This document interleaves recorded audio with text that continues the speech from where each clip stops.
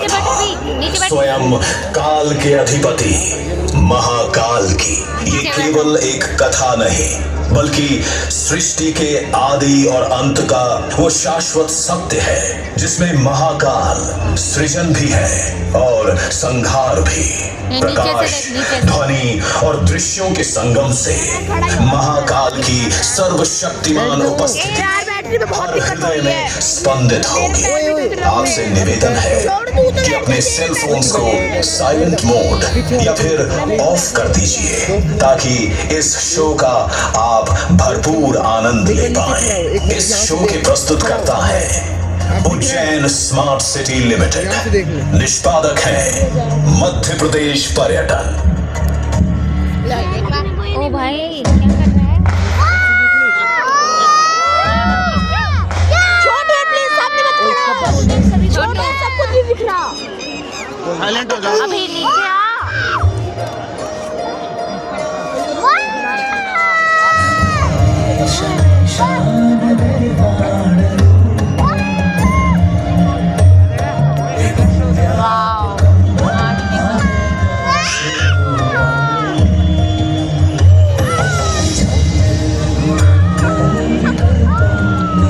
अभी चुप।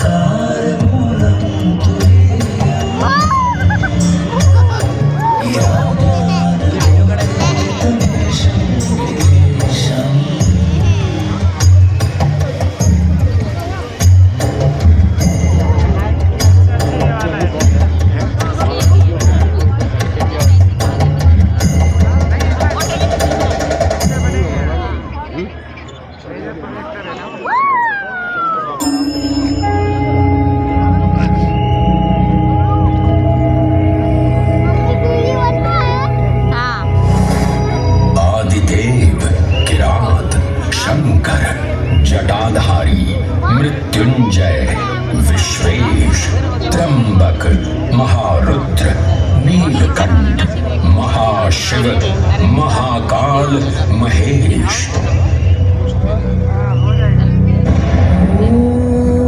महाकाल जिनके उद्गम से उत्पन्न होती सृष्टि की महादेव बना दिए। ये देखना महादेव महादेव।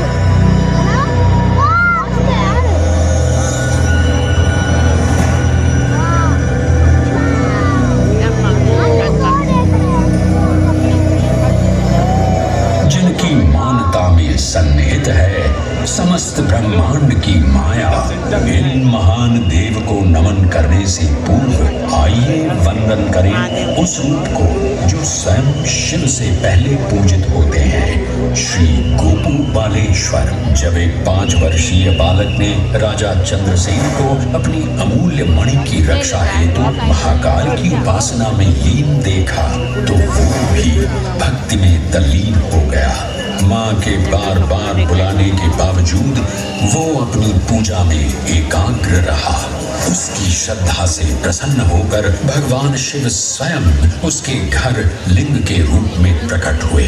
इस बालक की भक्ति से प्रभावित होकर चंद्रसेन सहित अन्य राजा भी वहां पहुंचे, जहां स्वयं भगवान हनुमान ने भी दर्शन देकर उद्घोष किया कि इसी वंश में नंद जन्म लेंगे जिनके पुत्र होंगे विष्णु भगवान के अवतार श्री कृष्ण। ये परंपरा न केवल बाल भक्ति की प्रतीक है बल्कि गुरु शिष्य परंपरा, तांत्रिक साधनाओं और क्रमिक पूजन की विधियों से भी जुड़ी है। मंदिर परिसर में स्थित एक छोटा मंदिर श्री गोपू बालेश्वर महादेव मंदिर आज भी इस घटना की स्मृति को संजोए हुए है।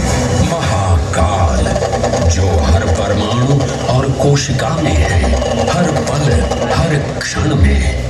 महाकाल जो है इस महानगर उज्जैन और नदी शिप्रा के कण कण में। आइए सुने उसी पावन नदी शिप्रा से महादेव की अद्भुत गाथा।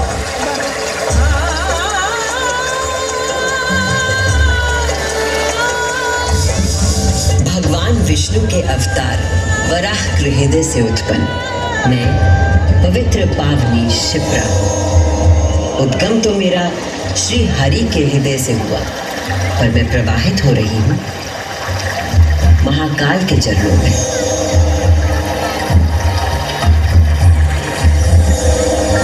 पुराणों में मुझे कई नाम प्रदान किए गए हैं, जवर्धन, पापधन, अमृत संभवा और शिप्रा। वर्तमान कथा का प्रवाह आरंभ करने से पूर्व यह आवश्यक है कि मैं आप सभी को अपने उद्गम की उस दिव्य गाथा से अवगत कराऊं, जिसे जानकर आप अचंभित हो जाओगे। मेरा उद्गम ऋषि अत्रि से जुड़ा है।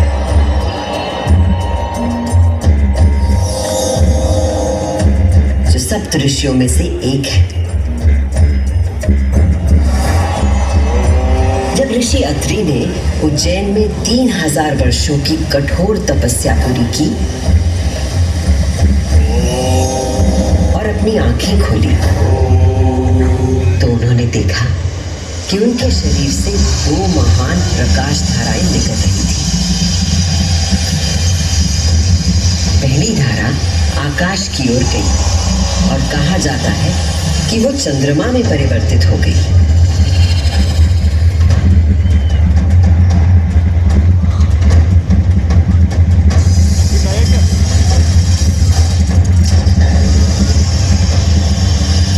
और दूसरी प्रकाश धारा पृथ्वी की ओर गई और उसने मेरा रूप धारण कर लिया। और उस प्राचीन काल से बहती आ रही हूं मैं, इतिहास, आध्यात्मिकता, दिव्यता की कहानियां अपने साथ लेकर। कहानियां महाकाल की, जो विश्व का आदि और अंत है, जीवन का आरंभ और समापन जिनकी इच्छा से होता है, जो इस विश्व की निस्तब्धता और ध्वनि दोनों है। संसार सारं भुजगेन्द्रहारं सदा वसन्तं हृदयारविन्दे भवं भवानी सहितं नमामि कर्पूरगौरं करुणावतारं संसार सारं भुजगेन्द्रहारं सदा वसन्तं हृदयारविन्दे भवं भवानी सहितं नमामि कर्पूरगौरं करुणावतारं संसार सारं भुजगेन्द्रहारं सदा वसन्तं हृदयारविन्दे भवं भवानी सहितं नमामि कर्पूरगौरं करुणावतारं संसार सारं भुजगेन्द्रहारं सदा वसन्तं हृदयारविन्दे भवं भवानी सहितं नमामि। महाकाल की महागाथाएं इतनी विस्तृत हैं कि वे काल और अंतरिक्ष की सीमाओं को पार कर सकती हैं। और आज मैं आपको इन कथाओं का केवल एक संक्षिप्त अंश प्रस्तुत करूंगी, केवल कुछ चुनिंदा मोती। समस्त सृष्टि महाकाल की अद्वितीय चेतना का संचार है, परंतु जिसके हृदय में स्वयं महाकाल की दिव्य चेतना प्रवाहित होती है, वही है मेरे तट पर स्थित उज्जैनी। स्कंद पुराण में अवंती खंड के अनुसार अवंतिका यानी उज्जैन सप्त सागर के अस्तित्व के बारे में बताया गया है, जिनमें से एक है रुद्र सागर। क्या मैं खड़ा हूँ। वही रुद्र सागर जहाँ आज आप सब विराजमान हैं, जहाँ पर अनादिकाल से ब्रह्म कमल खिला करते थे, जहाँ भगवान शिव स्वयं अपने गले में धारण मुंडों की माला का प्रक्षालन करते थे। पौराणिक प्रमाणों में मिलता है कि यदि कोई व्यक्ति अनजाने में भी इस जल का स्पर्श करता है तो 7 कुल का उद्धार हो जाता है। संतजन को मोक्ष और जीव को अकाल मृत्यु से त्राण देने हेतु अवंतिकापुरी में अवतरित देवाधिदेव महाकालेश्वर को मैं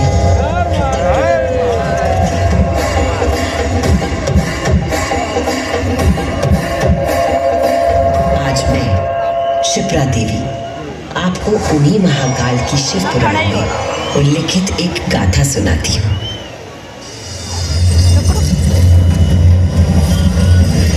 ब्रह्मांड के इतिहास में हमारी आकाश गंगा में भगवान ब्रह्मा और भगवान विष्णु के बीच श्रेष्ठता को लेकर प्रचंड विवाद हुआ।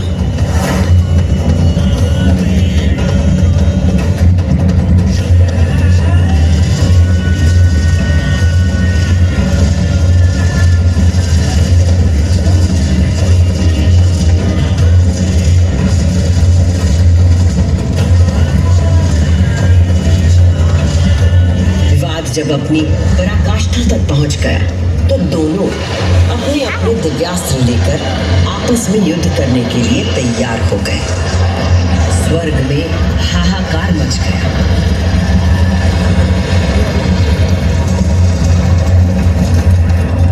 दिव्यास्त्र चलने से संपूर्ण जगत पर प्रलय का आना निश्चित था।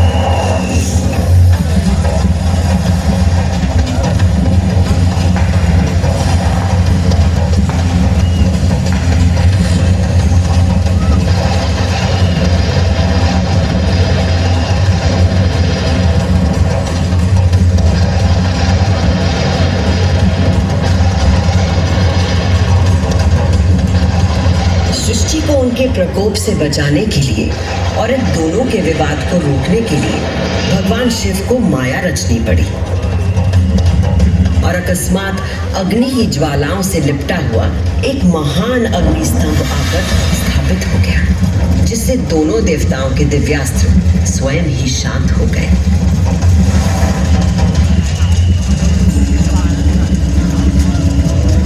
एक ऐसा अग्नि स्तंभ जिसका ना कोई आदि था न अंत था। दोनों देवों ने अनुभूत किया कि स्तंभ के पीछे निसंदेह कोई अद्वितीय अलौकिक शक्ति निहित है। वे दोनों बोल उठे, हे महाप्रभु, आप हमें अपने यथार्थ रूप के दर्शन कराइए। तब उस स्तंभ से महादेव स्वयं प्रकट हुए।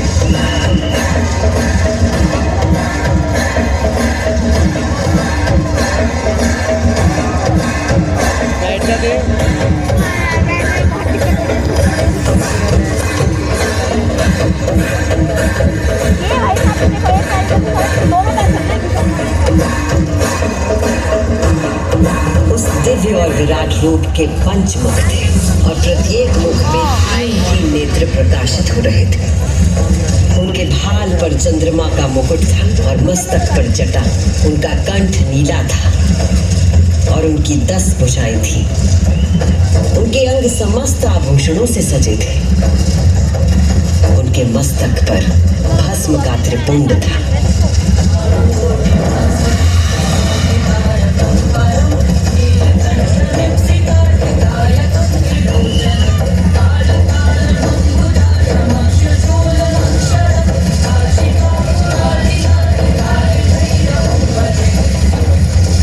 महादेव ने ब्रह्मा और विष्णु से कहा, सुरश्रेष्ठ ब्रह्मा जी, आप मेरी आज्ञा से सृष्टि की रचना करें और सुरश्रेष्ठ विष्णु जी, आप चर अचर जगत का पालन करें। मैं ही सृष्टि का पालन करने वाला और मैं ही सृष्टि का संहार करने वाला हूँ।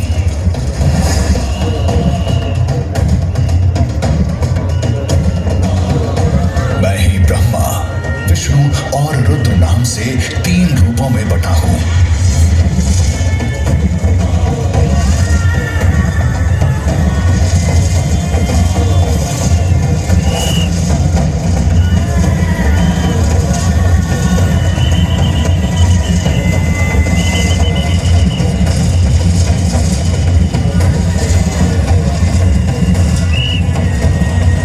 ये कहकर भगवान शिव स्वयं पृथ्वी पर लिंग के रूप में स्थापित हो गए। उस पल से इस लोक में लिंग पूजा का विधान प्रारंभ हुआ।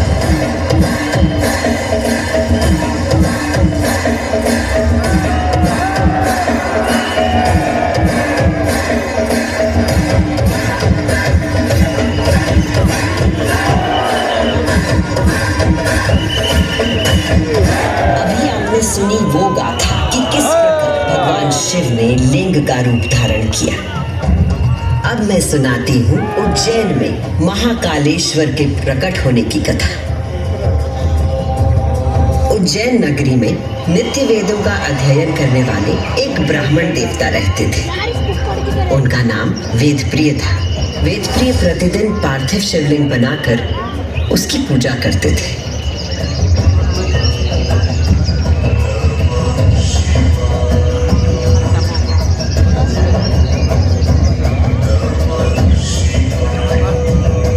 वेदप्रिय के शिव पूजा पारायण और भगवान शिव में आस्था रखने वाले 4 तेजस्वी पुत्र थे।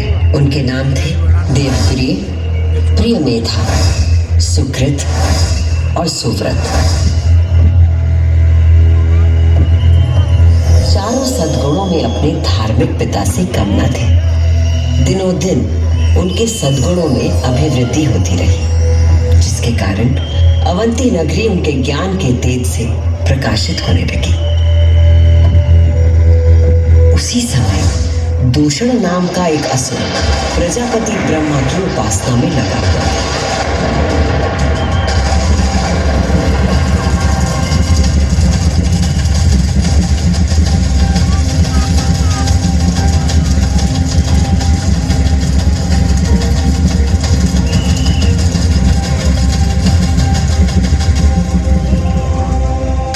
ब्रह्मा जी से अजय होने का वर पाकर दूषण वेद, धर्म और धर्मात्माओं पर आक्रमण करने लगा।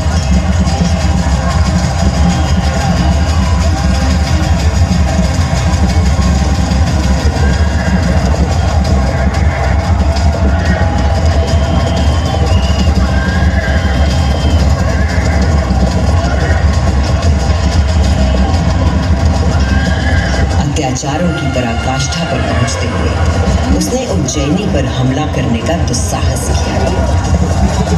उज्जैनी में त्राही त्राही मच गई। मेरे दैत्य सेना नायकों, तुम चारों दिशाओं में जाओ और उज्जैनी में जहां कहीं धर्म पर चलने वाला, वेदों का अध्ययन करने वाला दिखाई दे, उसका नाश करो।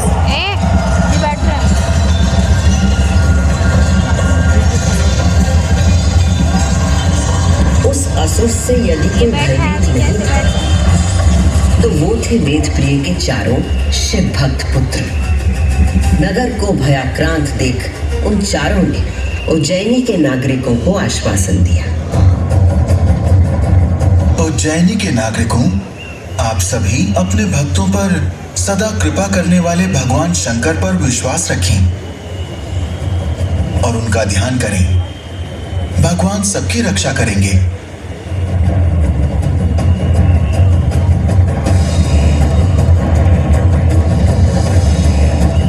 मंत्रोच्चार का आवेग बढ़ गया। देवप्रिय और उनके पुत्रों के संग उज्जैन के सभी नागरिक भी जाप करने लगे।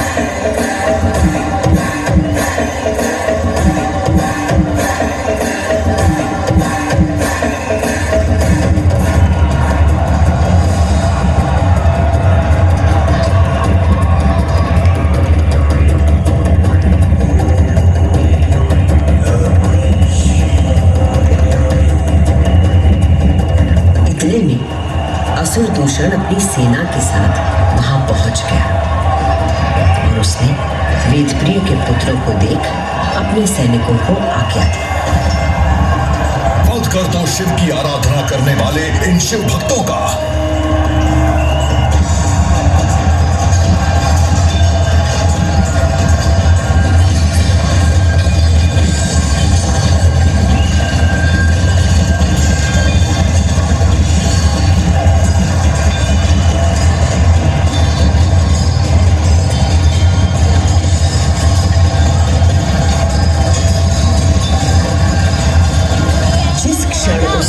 असुर दूषण उन निर्दोष व्यक्तियों की हत्या का आदेश दिया। उसी क्षण पूजा किए जा रहे पार्थिव शिवलिंग के स्थान पर भयंकर विस्फोट के साथ एक गर्त हो गया और उस गर्त से घोर गर्जना कर प्रकट हुए महाकाल।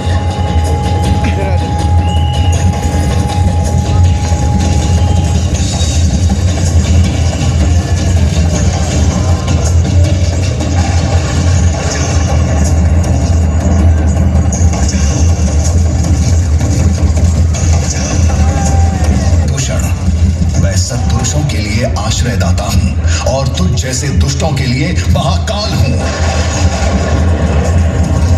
ये शिव का वो रूप था जो काल के परे था, जो संहार करता भी था और सृजन करता भी। महाकाल के प्रकोप से दूषण का नाश हुआ और उज्जैन में एक बार फिर से शांति स्थापित हो गई।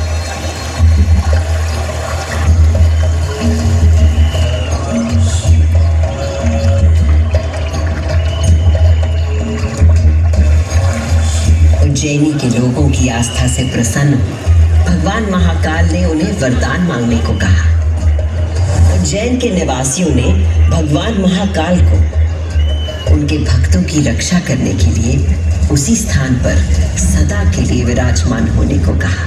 तब देवादिदेव उज्जैन में ही विराजमान हो गए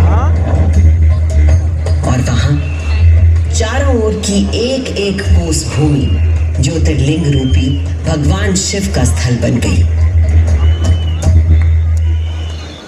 इस अद्भुत घटना के साक्षी बने समस्त देवता, गंधर्व और ऋषि मुनि। उज्जैन का वातावरण दिव्य ध्वनियों और मंत्रों से गूंज उठा।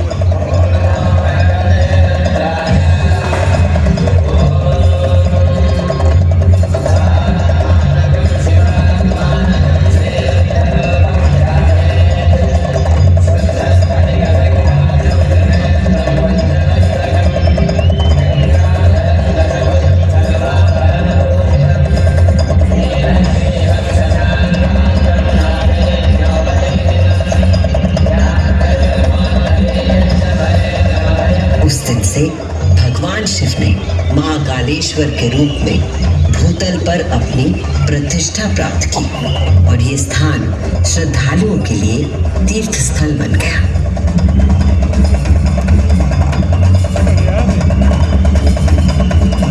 शिव पुराण में 12 ज्योतिर्लिंगों में से एक महाकालेश्वर ज्योतिर्लिंग। यहाँ की भस्म आरती विश्व प्रसिद्ध है।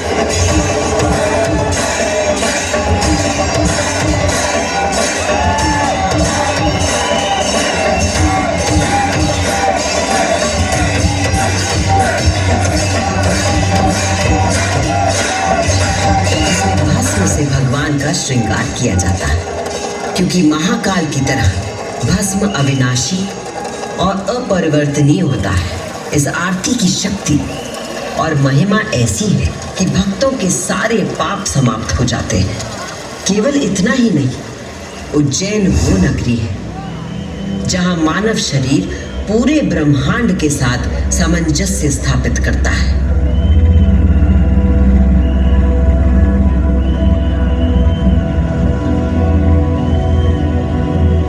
यत् पिंडे तत् ब्रह्मांडे, अर्थात जो कुछ मानव शरीर में है वही ब्रह्मांड में भी विद्यमान है।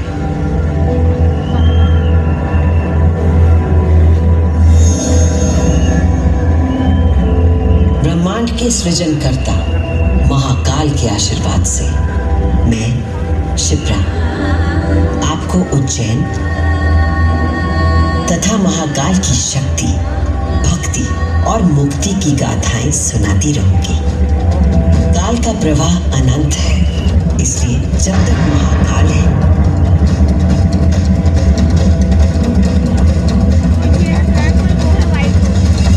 मैं यूं ही उज्जैन की स्मृतियों को अपने अंक में समेटे बहती रहूंगी।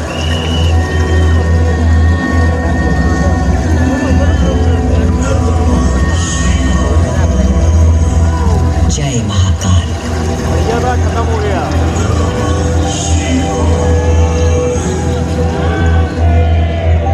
अभी रात को वीडियो भेजेंगे।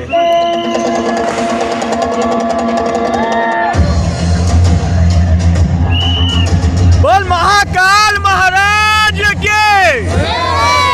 राज सेव्यमान पावनाग्रि पंकजं ध्यान यज्ञ सूत्रमिन्दु शेखरं कृपाकरं नारदादि योगि वृंद वंदितं दिगंबरं काशिकापुरादिनाथ काल भैरवं भजे।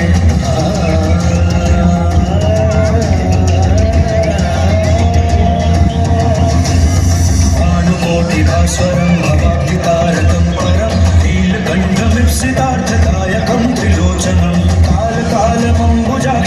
यक्षशूलमक्षरं काशिकापुरादिनाथ कालभैरवं भजे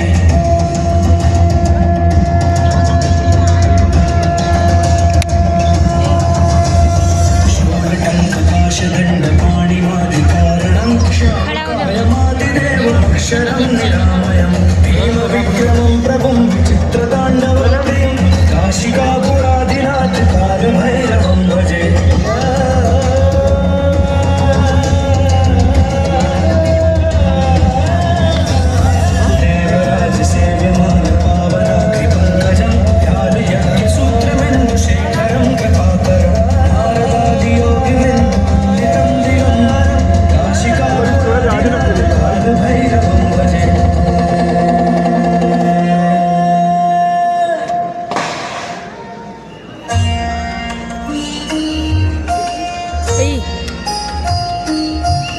स्मार्ट सिटी की तरफ से